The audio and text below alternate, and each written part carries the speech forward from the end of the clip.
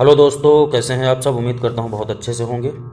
आज सामान्य हिंदी के अंतर्गत वर्णमाला वाले पूरे टॉपिक को, पूरे चैप्टर को बहुत अच्छे से कराया जाएगा। अगर आपने इस वीडियो को ठीक से देख लिया और नोट्स बना लिए तो यकीन मानो कि कितना ही बड़ा पेपर क्यों ना आप दे रहे हों, चाहे वो जीडीसी का हो, असिस्टेंट प्रोफेसर का हो, पीजीटी का हो, टीजीटी का हो, एसआई का हो, कांस्टेबल का हो, या यूपी ट्रिपल एससी के अंतर्गत आने वाले बेट हो, या कोई भी लेखपाल वगैरह, या टैट, सी टैट, सुपर टैट है, इससे बाहर क्वेश्चन नहीं आएंगे। क्योंकि वर्णमाला वाला जो टॉपिक है इससे क्वेश्चन ज़रूर आते हैं। और जिस तरीके से क्वेश्चन मैंने आपको दिए हैं या जो मैं बताने जा रहा हूँ, अगर इस तरीके से आपने अगर एक बार सही से सारी चीज़ें क्लियर कर ली तो ये मान के चलो कि अब एक भी क्वेश्चन आपसे बाहर नहीं होगा। तो चलिए वीडियो को प्रारंभ करते हैं। पहला क्वेश्चन देखिए, कह रहा है उच्चारण के आधार पर छोटा आ क्या है।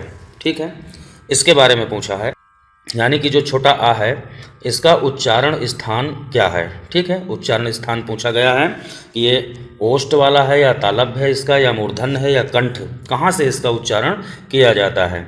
तो इसका जो उच्चारण होता है वो कंठ से होता है। और देखिए कहाँ पे क्वेश्चन पूछा गया है, UP GDC government degree college के असिस्टेंट प्रोफेसर का जो एग्ज़ाम होता है वहाँ उसके हिंदी वाले पेपर में 2014 में एक क्वेश्चन पूछा गया है। और इसी टाइप के क्वेश्चन आपके एग्जाम में आएंगे, इसलिए वीडियो को लास्ट तक देखना है, इसके बिल्कुल भी मत करना। चलिए अगला क्वेश्चन है, यारा लावा व्यंजनों को क्या कहा जाता है। ये सारे क्वेश्चन जो मेरे स्टूडेंट हैं, जो मेरे से पढ़ रहे हैं या पढ़ चुके हैं, उन्हें अच्छी तरीके से पता है, उनकी प्रैक्टिस हो जाएगी। और ये सारे क्वेश्चन मैं ऑलरेडी करा चुका हूँ, तो उनके लिए तो बिल्कुल ये हलवा है एक तरीके से। जो नए स्टूडेंट हैं यूट्यूब से जुड़े हैं मेरे से, उनके लिए आज ये चीज़ें कंप्लीट हो जाएंगी। चलिए, तो यहाँ पे कह रहा है कि यारा लावा कौन से हैं, तो ये सभी को पता है किस तरीके के व्यंजन हैं। ये अंत्यस्थ व्यंजन कहा जाता है। इन्हें चार हैं, ठीक से देख लेना, इनसे संबंधित क्वेश्चन जरूर आता है। और देखिए यूपी पीसीएस के प्री एग्जाम में 2013 में एक क्वेश्चन पूछा गया है। ठीक है, यानी ये टॉपिक बहुत अच्छे से मैं हमेशा बैच में बताता हूँ कि अंत्यस्थ के बिना हिंदी का पेपर बनता ही नहीं है। ठीक है, तो चार वर्ण हैं, या, रा, ला, व, तो इन चारों को अच्छे से देख लेना, ये अंत्यस्थ व्यंजन इन्हें कहा गया है। अगला क्वेश्चन है, हिंदी के जिन वर्णों का उच्चारण करते समय केवल श्वास का प्रयोग किया जाता है उन्हें क्या कहा जाता है। ठीक है, तो वो अघोष ध्वनियाँ होती हैं। नेक्स्ट देखिए, हिंदी वर्णमाला में ऊष्म व्यंजन किन्हें कहा गया है। ऊष्म व्यंजन क्या होते हैं, तो ये आपको सभी को पता है, तीनों टाइप के सा और हा, इन्हें जो है ऊष्म व्यंजन कहा जाता है। क्यों कहा जाता है, क्योंकि इनके उच्चारण से एक एनर्जी, इन्हें संघर्षी भी कहा गया है, याद रखना, संघर्षी भी कहा गया है और ऊष्म व्यंजन भी कहा गया है। ठीक है, इनके उच्चारण से एनर्जी यानी ऊष्मा उत्पन्न होती है। जैसा कि मैंने सर्दियों के बारे में बताया था, एग्जाम्पल दिया था कि बहुत ज़्यादा ठंड लग रही है, तो इन्हीं में से वर्णों में से ही किसी एक का उच्चारण हम लोग करते हैं। अगला है, महाप्राण ध्वनियाँ व्यंजन वर्ग में किससे संबंधित हैं। ठीक है, महाप्राण कह रहा है तो ये जो है किससे संबंधित हैं, तो याद रखना दोस्तों, महाप्राण में दूसरा और चौथा वर्ण होता है। कौन कौन सा, दूसरा और चौथा, बहुत अच्छे से नोट कर लेना। ये महाप्राण होते हैं। और पहला, तीसरा और पांचवा, ये क्या हो गए फिर, ये अल्प प्राण वाले वर्ण होते हैं। याद रखना, इससे संबंधित क्वेश्चन अभी और आगे मिलेंगे।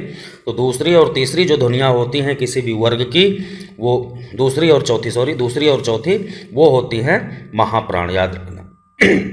बाकी सारे अल्प प्राण होते हैं। अगला क्वेश्चन है, निम्न में से कौन सा अर्धस्वर कहलाता है। खूब अच्छे से कराया है मैंने ये क्वेश्चन कि अर्धस्वर कौन कौन से हैं, और एक नहीं दो हैं, ये है ना, और उनके उच्चारण का तरीका बताया था, क्यों अर्धस्वर कहा जाता है ये भी बताया था। तो इसका सही आंसर है या और व, दो होते हैं, या और व, इन दोनों को क्या कहा जाता है, अर्धस्वर हैं व्यंजन, लेकिन इन्हें अर्धस्वर की तरह कार्य करते हैं, इसलिए इन्हें अर्धस्वर भी कहा गया है। प्रयत्न के आधार पर ला किस प्रकार की ध्वनि है, ये भी करवाया है क्वेश्चन।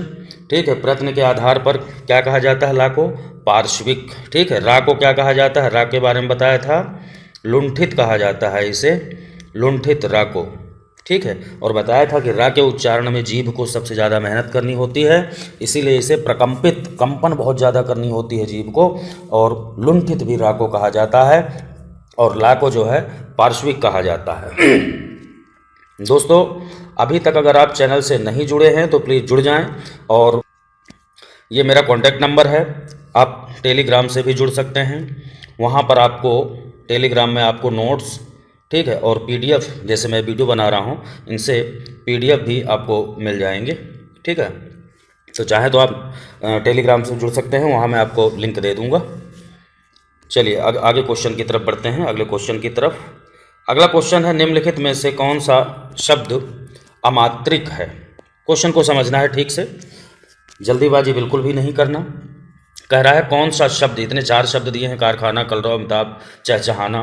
कह रहा है अमात्रिक। अमात्रिक का मतलब क्या हुआ, जिसमें किसी तरीके की मात्रा ना हो। तो यहाँ पे कौन सा शब्द दिखाई दे रहा है, कलरव। इसमें कोई मात्रा नहीं लगी। देखो, कारखाना में मात्रा लगी है, का में बड़े आ की लगी है, खा में बड़े आ की, ना में भी बड़े आ की लगी है।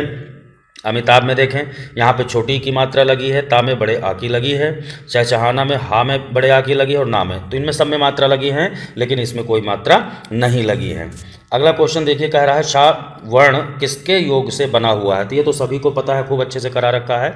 इसका सही आंसर का व्यंजन के रूप में, यानी आधा का प्लस शा, ये जो है इनसे मिल करके बना हुआ है, क्षत्रिय वाला, ठीक है। हिंदी शब्दकोश में अंग और आहा किस वर्ण के साथ आते हैं। कह रहा है किस वर्ण के साथ में ये आते हैं। तो ये हमेशा जो है आ वर्ण, देखो यहाँ लिखा भी है, आ के ऊपर अनुस्वार लगा है और आ के साथ ही ये विसर्ग लगा हुआ है, तो आ के साथ ही हमेशा आते हैं। और ये यूपी टेट 2013 में ऐसे क्वेश्चन पूछा गया है। सारे आए हुए क्वेश्चन है, मोस्ट इंपॉर्टेंट क्वेश्चन है ये, ठीक है। आगे देखते हैं क्या कह रहा है, निम्नलिखित में से महाप्राण वर्ण कौन सा है। ठीक है, देखिए फिर से आ गया महाप्राण। तो महाप्राण वाला कौन सा हो जाएगा। यहाँ पे मैंने बताया कि महाप्राण वो होते हैं कौन से वाले, दूसरे और चौथे। तब इसमें देखिए दूसरा और चौथा कौन सा होगा, ठीक। तो यहाँ पे ता था हमें मिल गया आंसर, यानी दूसरा यही हो गया, ठीक। आगे बढ़ना ही नहीं है। नेक्स्ट है, देखिए अगला क्वेश्चन, निम्नलिखित में से दंत वर्ण कौन सा है। दंतव्य है ना, यानी जिनका उच्चारण दांतों से होता हो, दांत की सहायता से।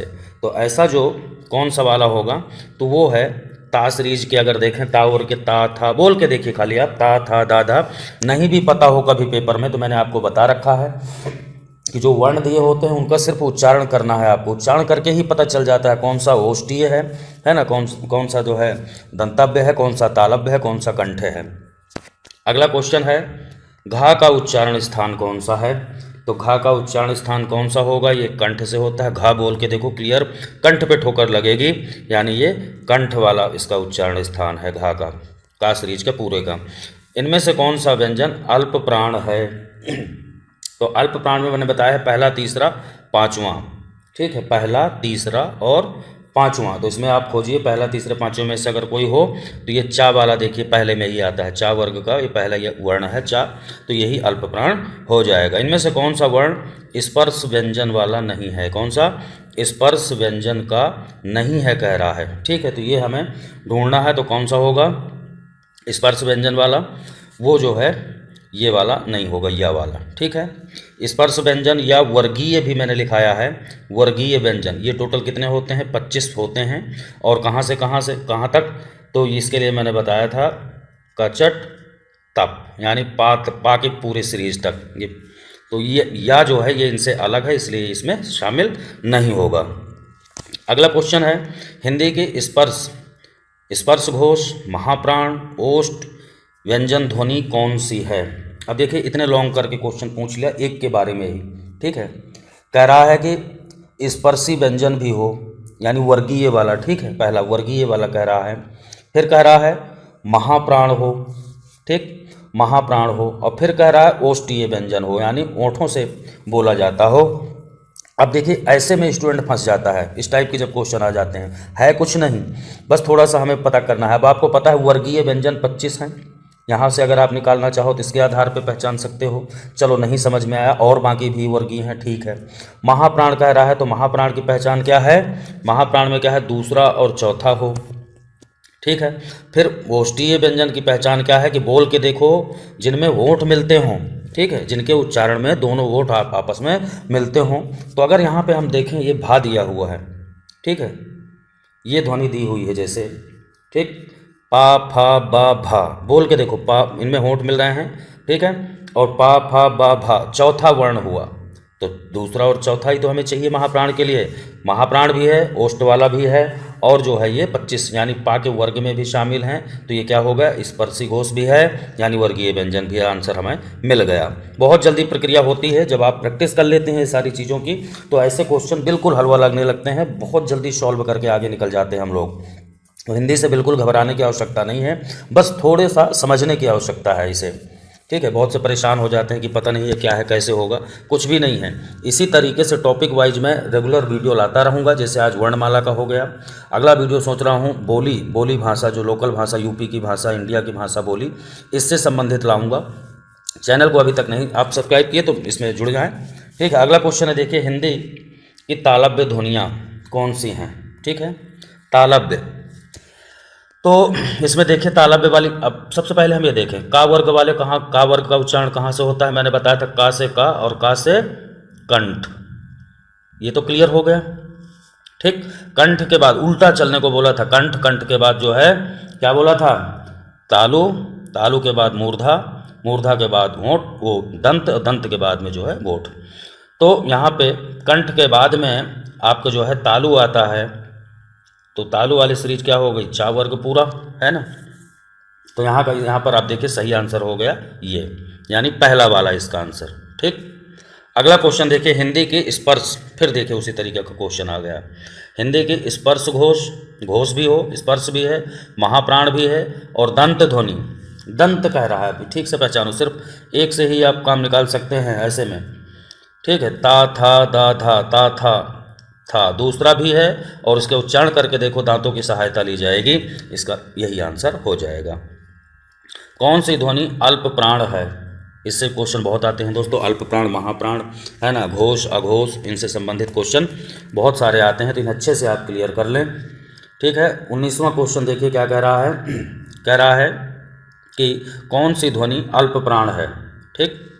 अल्प प्राण, अब अल्प प्राण की पहचान क्या है, पहला, तीसरा, पांचवा। तो देखिए यहाँ पे पहला में ये दिया हुआ है ता, बाकी कोई सा भी पहला यहाँ पे नहीं है, यहीं से आपको या फिर तीसरा हो या फिर पांचवा हो, तो ये हमारा अल्प प्राण हो गया। अगला है इनमें से कौन सी ध्वनि अंत्यस्थ नहीं है। देखिए फिर से वही अंत्यस्थ वाला आ गया क्वेश्चन, कह रहा नहीं है, ठीक। और सेम टू सेम यही वाला क्वेश्चन मैंने अपने बच्चों को बताया है कि कौन सा ऐसा वर्ण है जो बार बार पेपर में आ रहा है और कहता है कि कौन सा अंत्यस्थ नहीं है, और वो वर्ण जरूर आता है, ये वाला मैंने बताया था, बा नहीं आता कभी भी, है ना। या, रा, ला और वाह, ये 4 अंत्यस्थ है। देखिए पीजीटी जैसे बड़े इंटर कॉलेज के जो टीचर होते हैं हिंदी के, उनके लिए 2011 में बताओ ये क्वेश्चन पूछा गया था, यानी सारे इंपॉर्टेंट क्वेश्चन है ये। नेक्स्ट है देखिए दा ध्वनि का उच्चारण स्थान क्या होगा, दा ध्वनि का उच्चारण स्थान बोल के देखिए, ता था दा, तो दंत वाला आ गया ये। आगे अगला क्वेश्चन है देखिए, कह रहा हिंदी शब्दकोश के अनुसार संतान, सकल, सचल, सक्षम शब्दों का सही क्रम क्या होगा, ठीक है। तो इसका सही क्रम वो होगा, सबसे पहले संतान, फिर सकल, फिर सक्षम, फिर इसके बाद में सचल हो जाएगा। ये हरियाणा टेट में आया हुआ क्वेश्चन है। नेक्स्ट देखिए किस शब्द में री स्वर का प्रयोग नहीं हुआ, तो यहाँ पे नहीं हुआ है, देखिए बाकी सब में हुआ है री स्वर का प्रयोग। किन ध्वनियों को अनुस्वार कहा जाता है, ठीक है, अनुस्वार पूछ रहा है कि किन ध्वनियों को कहा जाता है। स्वर के बाद आने वाली नासिक ध्वनियाँ, मोस्ट इंपोर्टेंट क्वेश्चन है। अब ऐसे क्वेश्चन ज़्यादा आ रहा है, परिभाषा वाले, अनुस्वार किसे कहते हैं, विसर्ग किसे कहते हैं, है ना, अनुनासिक किसे कहते हैं, इस टाइप के क्वेश्चन जरूर आते हैं, तो आप ध्यान देना। नेक्स्ट क्वेश्चन है देखिए, कौन वर्ण ओष्ठ नहीं है, ठीक, यानी कौन सा ऐसा वर्ण है जिनका उच्चारण होठों से नहीं होता, तो इसका आपका सही आंसर हो जाएगा बड़ा आ। बोल के देखिए, बा, फा, बा, भा, मा, ऊ, इन सब में ओठ जो है, ओठों का यूज होता है, लेकिन यहाँ पे आ में कोई उच्चारण में, इसके उच्चारण में ओठों का सहयोग नहीं लिया जा रहा। फिर है देखिए इसके बाद में अगला क्वेश्चन, कौन कह रहा है कौन वर्ग घोष नहीं है, घोष नहीं है, याद रखना, कह रहा है कौन सा घोष नहीं है। तो घोष और अघोष के बारे में मैंने बताया, ठीक है। घोष जो होते हैं, घोष नहीं है यानी कि अघोष, अघोष पूछ रहा है ना। अघोष की पहचान ये है, कौन कौन से होते हैं, पहला दूसरा और तीनों टाइप के जो ये शाह होते हैं, ये तीनों टाइप के शाह हो गए अघोष। और जो घोष होते हैं यानी सघोष या घोष, इसकी जो पहचान है वो है तीसरा, चौथा, पांचवा, ठीक। तीसरा, चौथा, पाँचवा, और साथ में जो है इसके अंतर्गत अंत्यस्त भी आते हैं सारे, 11 अलावा वाले है ना, अंत्यस्त, और साथ में टोटल स्वर भी आते हैं इसमें, टोटल स्वर 11 के 11। ठीक है, तो कह रहा है कौन सा घोष नहीं है, 26 वाला जो क्वेश्चन है। तो यहाँ पे अब अघोष पूछ रहा है, तो अघोष में पहला वाला दूसरा वाला हो जाएगा। तो पहला यहाँ पे देखिए ता है, ये देखिए ता वर्ग, ये मिल गया हमें। ठीक है, आंसर मिल गया। ठीक है, तो अब घोष अघोष में भी कोई दिक्कत तो नहीं होगी, याद रख लो, पहला और दूसरा। ठीक है, और तीनों टाइप के अंत्यस्त वाले जो सा हैं, तीनों टाइप के सा, ये अघोष। ठीक है, और इसके अलावा जो घोष हैं, घोष को सघोष भी बोलते हैं, ये तीसरा, चौथा, पाँचवा होते हैं। ठीक है, पहला दूसरा अघोष, तीसरा, चौथा, पाँचवा घोष या सघोष, याद रखना। फिर देखिए, वर्ण शब्द का अर्थ नहीं होता, यानी वर्ण के कुछ अर्थ हैं लेकिन एक नहीं है, उसे हमें पहचानना है कि कौन सा वाला नहीं होगा। वर्ण का मतलब होता है रंग, होता है कि नहीं होता, कहते हैं ना कि श्वेत वर्ण है ना, काले वर्ण, इस तरीके से बोले जाते हैं। तो यानी कि ये तो रंग तो है ही है इसका। चलिए, गोरी जाति यानी गोरा वर्ण हुआ, उसकी जाति। ठीक है, तो जाति भी होता है, कास्ट। इसके अलावा वर्ण का मतलब अक्षर भी होता है, लेकिन आकाश नहीं होता। तो यही पूछ रहा है कौन सा नहीं होगा, इसका सही आंसर आकाश हो जाएगा, और ये राजस्थान टाइप में पूछा गया है। नेक्स्ट है अल्प प्राण ध्वनियों का समूह। अब देखो, अल्प प्राण ध्वनि का समूह पूछा गया है कि कौन सा है इसमें। ठीक, तो अल्प प्राण की पहचान क्या बताई है, पहला और तीसरा और पाँचवा। विषम वाले अल्प प्राण वाले होते हैं, और जो सम वाले होते हैं वो महाप्राण वाले होते हैं, जैसे दूसरा और चौथा। ठीक है, तो यहाँ पे इसका ये वाला हो जाएगा, चा पहला है, चा छा जा तीसरा है, और ईया पाँचवा, यानी पहला, तीसरा, पाँचवा अल्प प्राण हो गया। नेक्स्ट क्वेश्चन है, निम्नलिखित में से कौन मूर्धन्य ध्वनि नहीं है, मूर्धा वाली नहीं है कह रहा है। तो टा सीरीज मूर्धा वाली होती है, टा ठा डा ढा, लेकिन ये जो ढा दिया हुआ है, ये इसे क्या कहा जाता है, मैंने लिखाया था, इसे कहा जाता है उच्छिप्त। ठीक है, उच्छिप्त व्यंजन है, जो कि इसमें इसके अंतर्गत नहीं आता, याद रखना। अगला क्वेश्चन है, निम्नलिखित में से एक अल्प प्राण ध्वनि। अब आप पहचान चुके हैं अल्प प्राण महाप्राण। अब आपको इसका आंसर 30 नंबर का आंसर आपको बाकायदे कमेंट बॉक्स में लिखना है, क्वेश्चन नंबर 30, और उसके बाद आपका आंसर में ABCD नहीं लिखना, ये लिखना है अल्प प्राण, और अल्प प्राण के आगे डैश लगा करके का खागा, जो भी आपको लग रहा है वो लिखना है। ठीक है, बहुत सारे क्वेश्चन ऐसे मिलेंगे जिनके आंसर आपको खुद देने हैं, आप भी कुछ मेहनत करो तभी काम बन पाएगा। नेक्स्ट है, इनमें से कौन सी ध्वनि अंत्यस्त नहीं है। ये अंत्यस्त व्यंजन वाले सारे करा दिए मैंने। ठीक है, अब आपको बताना है इसे भी कि कौन सा नहीं है। दा ध्वनि का उच्चारण। ठीक है, ता था दा धा ता, ये पूरी सीरीज देख लेना, आपको पता चल जाएगा। आगे है मोस्ट इंपॉर्टेंट क्वेश्चन, ओ और औ किस प्रकार के वर्ण हैं, ये देखिए क्वेश्चन। ठीक है, तो ये जो ओ और औ ये स्वर हैं, इनका जो उच्चारण स्थान है वो कंठोष्ठ है ना, यानी दो चीज, कंठ प्लस ओष्ठ, याद रखना, इनसे मिलकर के इनका उच्चारण होता है। ठीक है, इसे आप नोट कर लेना, ये इंपॉर्टेंट है क्वेश्चन, और ये भी PGT में पूछा गया है 2010। निम्नांकित में से अघोष अल्प प्राण। ठीक है, अब देखिए दो चीज़ें एक साथ पूछ ली इसमें, कह रहा है अघोष भी हो और अल्प प्राण भी हो, वो क्वेश्चन आपको बताना है। ठीक है, तो देखिए अघोष की पहचान क्या है, पहला, दूसरा और, ठीक है, ये अघोष हो गया। और अल्प प्राण की पहचान क्या है, पहला, तीसरा, पांचवा, यानी दूसरा तीसरा ये तो मिल ही नहीं रहे ना, पांचवा मिल रहा, यानी पहले वाले को हमें छांटना। पहला अगर पहले पहले वर्ण मिल जाए, जो भी पहला वर्ण होगा वर्ग का, वो किस तरीके का होगा, वो अघोष भी होगा और अल्प प्राण भी होगा, तो यानी का और ता ये दोनों हो जाएंगे। अगला क्वेश्चन देखिए, कह रहा है वर्णमाला किसे कहेंगे। बहुत कंफ्यूज होते हैं इस क्वेश्चन को लेकर के स्टूडेंट, और ज़्यादातर गलतियां कर देते हैं। PGT 2009 में पूछा गया है क्वेश्चन, कह रहा है कि वर्णमाला किसे कहते हैं। ठीक है, शब्द समूह को, वर्णों के संकलन को, शब्द गणना को, या फिर वर्णों के व्यवस्थित, यहाँ पे देखिए शब्द सेम टू सेम इसी तरीके से मैंने क्लास में आपको लिखाया है। व्यवस्थित शब्द अगर है तभी माना जाएगा, व्यवस्थित समूह को ही वर्णमाला कहा जाता है। जैसे शब्दों के बारे में मैंने बताया था कि सार्थक शब्द जरूर लिखना है, जरूर लिखा होगा ऑप्शन में, तभी वो माना जाएगा, अदरवाइज गलत हो जाएगा। आगे है देखिए, हिंदी की शाध्वनि। ठीक है। शा ध्वनि किस टाइप की है, तो ये तालव्य है। भाषा की सबसे छोटी इकाई को क्या कहा जाता है, सभी को पता है, वर्ण कहा जाता है। नेक्स्ट है हिंदी की बा ध्वनि, बा पा फा बा, अपने आप पता चल गया, पा फा, है ना, बोलने से ही पता चल जाएगा, अपने आप आंसर देना है इसका। और जीआईसी लेक्चरर 2009 में क्वेश्चन पूछा गया है, निम्नलिखित वर्गों में से कौन सा मूर्धन्य ध्वनियों का समूह है। मूर्धन्य, मूर्धा वाले जो क्वेश्चन हैं उनका हमें आंसर देना है, तो टा ठा डा ढा ये सब मूर्धा वाले हैं। निम्नलिखित में से दंत ध्वनि, दंत दांतों से किसका उच्चारण हो रहा है अपने आप बताना है। निम्नलिखित में से कौन से दंतोष्ट, दंतोष्ट ध्वनि है, ठीक है, दांत प्लस ओठ, तो वो है वा, ठीक है। निम्नलिखित में से कौन सा स्वर समृत है, ठीक है, इसके बारे में जो है ये ई है, समृत स्वर। नेक्स्ट है हिंदी वर्णमाला में व्यंजनों की संख्या कितनी पूछा है, देखिए कह रहा है कितने व्यंजन, तो मैंने आपको लिखाया है कि हिंदी में जो मूल व्यंजन होते हैं वो कितने होते हैं, वो 33 होते हैं, 33। चा और छा का उच्चारण स्थान, ये तो हो ही गया, कहाँ कहाँ से इनका उच्चारण स्थान है। निम्नलिखित में से कौन सा वर्ण स्वर है, ठीक, यहाँ पे देखिए इस तरीके से दिया हुआ है स्वर कौन सा। हम लोग देखिए याद रखना, हिंदी पढ़ रहे हैं ना, हिंदी का पेपर देने जाएंगे तो हिंदी से मतलब है हमें, यहाँ अय दिया हुआ है, सबको कोई भी देख के बता देगा ये स्वर है, और यही पूछा गया है, आंसर भी इसका यही है। लेकिन याद रखना जो लास्ट में लिरी दिया हुआ है, लिरी, ये संस्कृत में स्वर के रूप में यूज होता है, तो हमें संस्कृत से मतलब नहीं, हमें हिंदी से मतलब है, याद रखना, वहाँ संस्कृत में ये स्वर के रूप में काउंट होता है। नेक्स्ट है इनमें से ओ का उच्चारण स्थान कहाँ होगा, ठीक है, ओ का उच्चारण स्थान पूछ रहा है, तो कंठ और ओष्ठ अभी हमने बताया।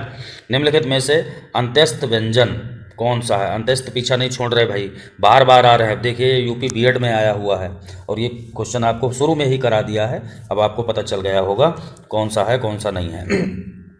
फिर है निम्नलिखित में से कौन सा स्वर नहीं है, ये सभी को पता है स्वर और व्यंजन के बारे में।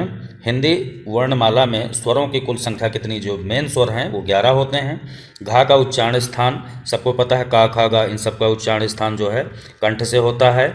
हिंदी शब्दकोश में शा का क्रम किस वर्ण के बाद आता है, ये सेम टू सेम क्वेश्चन मैंने ब्लैक बोर्ड में लिख करके बकायदे बताया था, ठीक है। अब आपको पता चल गया होगा कि इस टाइप के क्वेश्चन आते हैं, तो इसका हो जाएगा का, ठीक है, ऐसे का प्लस शा, इस तरीके से ही तो बनता है ये, तो पूछ रहा है कि इसके पहले कौन सा वर्ण है, तो का से स्टार्ट होगा ये। निम्नलिखित शब्दों में किस शब्द के में जो है द्वित्व व्यंजन का यूज किया गया है। अब द्वित्व व्यंजन क्या होते हैं ये भी लिखा रखा है, यानी दो, द्वित्व का मतलब होता है दो व्यंजन जब एक साथ, ठीक है, तुरंत आमने सामने अगल बगल एक साथ किसी शब्द में यूज होते हैं तो द्वित्व व्यंजन वाला शब्द कहलाता है। अब यहाँ किस में यूज हुआ है, जैसे दिल्ली है ना, मैंने लिख दिया इस तरीके से, कुत्ता, अब यहाँ पे ये वाला था, इसके बाद तुरंत ये भी व्यंजन के रूप में था, दो ता एक साथ यूज हो गए तो समझे द्वित्व व्यंजन वाला शब्द हो गया। अब समझ में आ गया होगा, है ना, मुन्ना, दिल्ली, बिल्ली, ये सब जो है सब इसी तरीके के शब्द हैं। निम्नलिखित में से कौन सी ध्वनि वो ओष्ठ नहीं है, ठीक है, पा फा बा याद रखना, तो यहाँ पे जो है ये नहीं होगा, बाकी सारे हो जाए। निम्नलिखित में से कौन सा घोष वर्ण, ठीक है, घोष पूछ रहा है यानी सघोष वाला, तो ये आपको बता ही दिया कि तीसरा और चौथा पांचवा जो है ये होते हैं। नेक्स्ट है हिंदी वर्णमाला में स्वरों की संख्या, तो बता दिया अभी।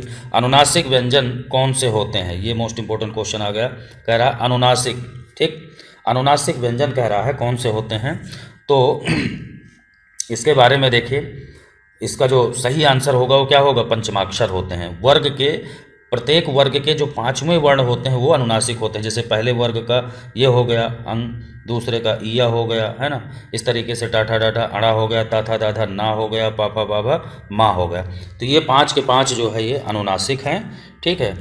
चलिए अब कह रहा है अनुनासिक का संबंध होता है किससे, मैंने बहुत अच्छे से इनकी परिभाषा लिखा रखी है और ये भी लिखाया था कि इनके उच्चारण में मुख के साथ साथ नाक से भी वायु निकलती है, यानी सांस जो होती है वो निकलती है, तो नाक और मुंह दोनों से, ठीक है, इनका संबंध है।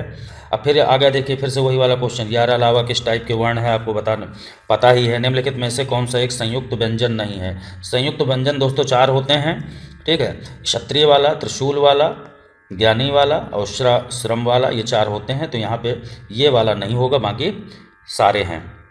फिर है देखिए तालव्य व्यंजन कौन से हैं, तालव्य व्यंजन पूछ रहा है, यानी तालु से जिनका उच्चारण होता है, तो ये है छा ध्वनि का उच्चारण स्थान क्या है, चा छा, अभी वही तो पूछ लिया यहाँ पे फिर से, है ना, तो अलग करके भी पूछ सकता है, एक साथ भी पूछ सकता है, नेट में पूछा गया है ये।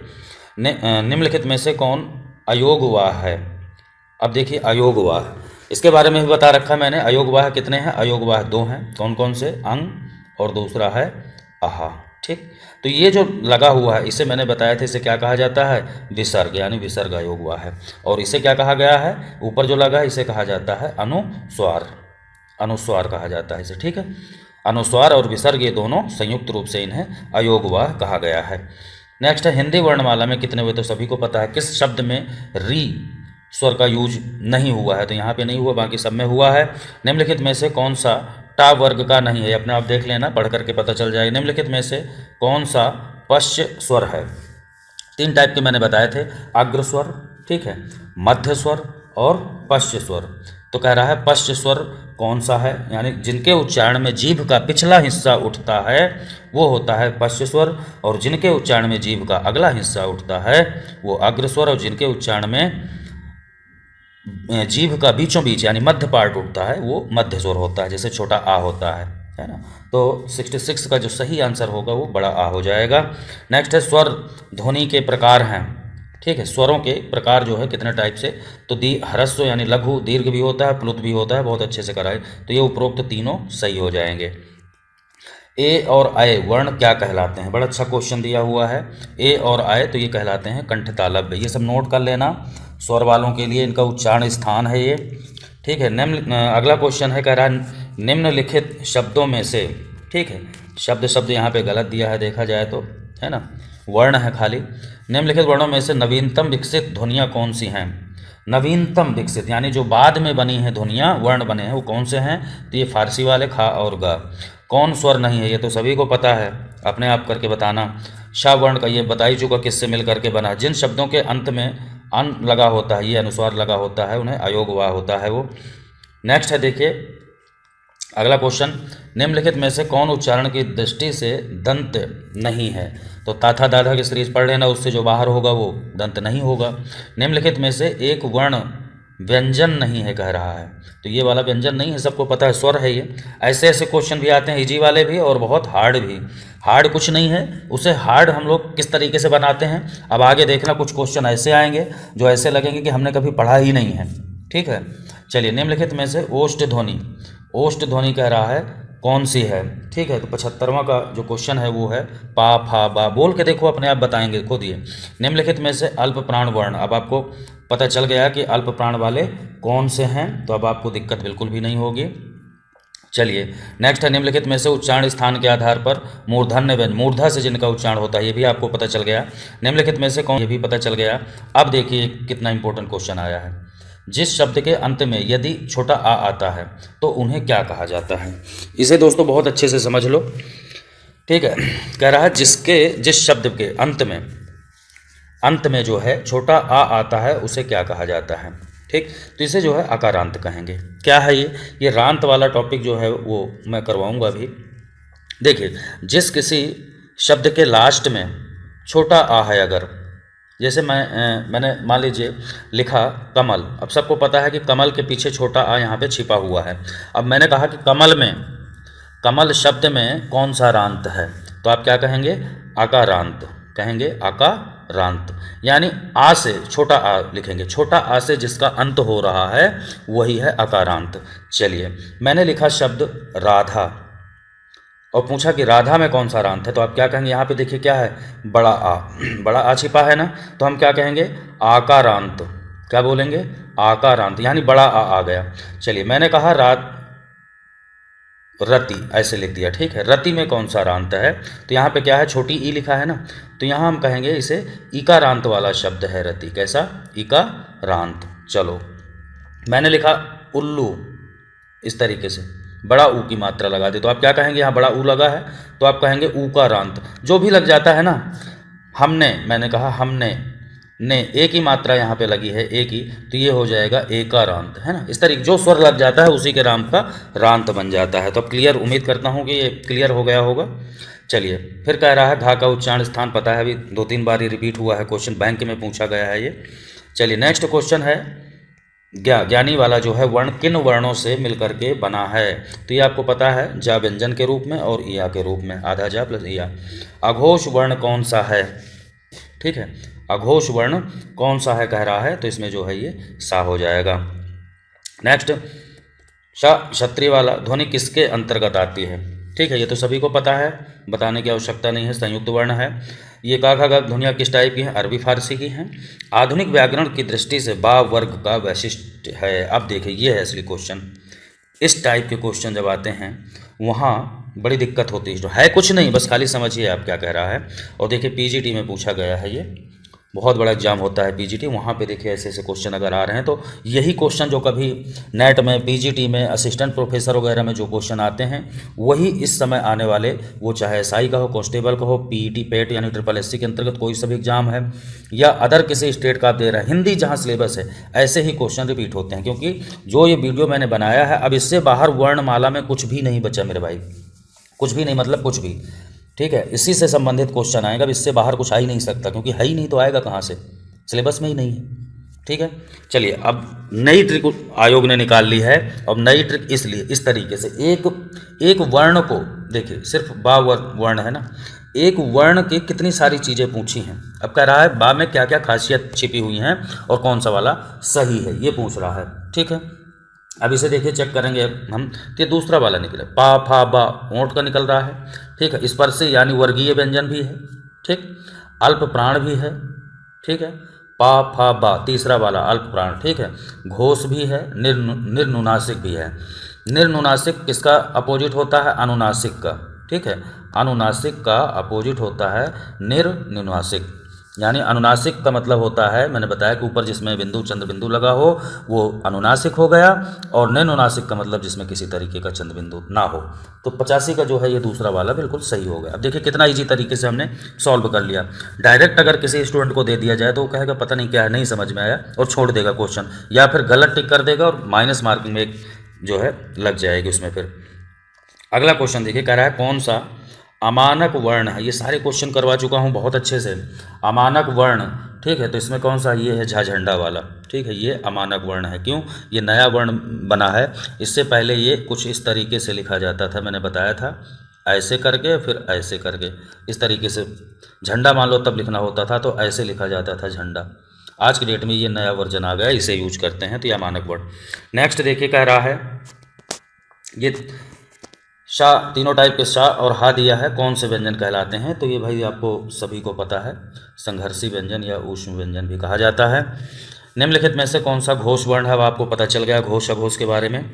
स्थान के आधार पर बताइए कि मूर्धन्य मूर्धा के आधार पर कौन से बोले जाएंगे, ये भी हो गया। वोवेल को हिंदी में स्वर कहते हैं, पता ही है आपको। नेक्स्ट, स्वरों की सहायता से उच्चरित होने वाले वर्ण को क्या कहा जाता है? तो जो स्वरों की सहायता से बोले जाते हैं उन्हें हम व्यंजन कहते हैं दोस्तों। निम्नलिखित में से स्पर्श व्यंजन कौन से हैं? ठीक है, तो देखिए ये सारे के सारे स्पर्शी या वर्गीय व्यंजन है, 5 टाइप के होते हैं, और टोटल कितने होते हैं ये बताया रखा है मैंने, 25। ये सभी स्पर्शी भी हैं और वर्गीय भी इन्हें कहा जाता है। फिर है घर्षण से उच्चरित व्यंजन, वो ऊष्म वाले होते हैं, ऊष्मा जिनमें कि घर्षण होता है, मैंने बताया था। फिर है निम्नलिखित में से कौन सा वर्ण घोष है? ठीक है, तो आपको पता चल चुका है घोष अघोष के बारे में। विसर्ग से बना हुआ शब्द कौन सा? देखिए कह रहा है कौन सा ऐसे शब्द हैं जिनमें विसर्ग लगा हुआ है, तो क्लियर है कि एक में ही निष्प्रश्न में जो है विसर्ग लगा हुआ है, बाकी में विसर्ग नहीं है। अगला क्वेश्चन देखें, कह रहा है का खा गा फा में कौन सा शब्द उर्दू से लिया गया है? तो इसमें से जो है उर्दू से जो लिया गया शब्द है वो है खा। उच्चारण के स्थान के आधार पर वर्णों के भाग हैं। ठीक है, वर्णों के भाग हैं कितने? तो ये 5 वर्गीय बांटे गए हैं। ये वाला क्वेश्चन पूछा है, 5 वर्ग होते हैं। ठीक है, वर्ण का सांकेतिक लिखित रूप जो क्या होता है वो लिपि होता है, याद रखना लिपि। ठीक है, लिपि जो इसका लिखित रूप होता है। नेक्स्ट है संयुक्त व्यंजन, ये आपको पता ही है। दा धा वर्ण किस टाइप के हैं? उच्चारण करके देख लो, ता था दा। ठीक है, दांतों की सहायता से। ह्रस्व स्वर का उदाहरण कौन से? यानी ह्रस्व का मतलब होता है लघु, कह रहा लघु स्वर जिनकी एक मात्रा होती है, वो कौन से हैं? तो इसमें सीधा सा जो है इसका सही आंसर क्या हो जाएगा? इसका सही आंसर है ये 4 होते हैं, छोटा आ, छोटी ई, छोटा ऊ और री। ठीक, ये जो है ह्रस्व स्वर के अंतर्गत आते हैं। फिर है देखिए भाषा की दृष्टि से बड़े ऊ जो स्वर है वो किस प्रकार का स्वर है पूछ रहा है, तो ये है पश्च समृत। ठीक है, पश्च और समृत। ठीक है, निम्नलिखित में से कौन सा व्यंजन स्पर्श संघर्षी, कह रहा है स्पर्श भी है और संघर्षी भी है। तो दोस्तों ये थोड़ा सा याद रखना, इसे सही कर लेना। स्पर्श संघर्षी जो होते हैं वो होते हैं चा, छ, जा और झा। ये चारों को जो है क्या कहा गया, स्पर्शी भी हैं और संघर्षी भी हैं, दोनों चीज़ें हैं। ये मैंने कराया भी है, इसे नहीं आपने किया या नहीं पता तो नोट कर लेना इसे। फिर है अयोगवाह कहा जाता है।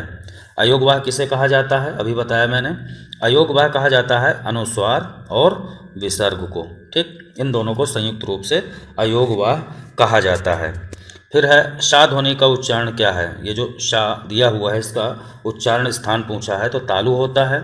और अगला है अंग, अंग वाला जो ये अंग है इसका उच्चारण स्थान क्या होगा, तो इसका उच्चारण स्थान क्या होगा, नासिक। नासिक के जो पंचमाक्षर हैं लास्ट के 5वें जो वर्ण होते हैं वर्ग में, ये सब नासिक के ध्वनियाँ होती हैं, याद रखना, नासिक के ध्वनियाँ। तो दोस्तों वीडियो कैसा लगा कमेंट में ज़रूर बताना और साथ में वीडियो को ज़्यादा से ज़्यादा शेयर और लाइक करना ना भूलना। मिलते हैं नेक्स्ट वीडियो में, तब तक के लिए धन्यवाद। जय हिंद।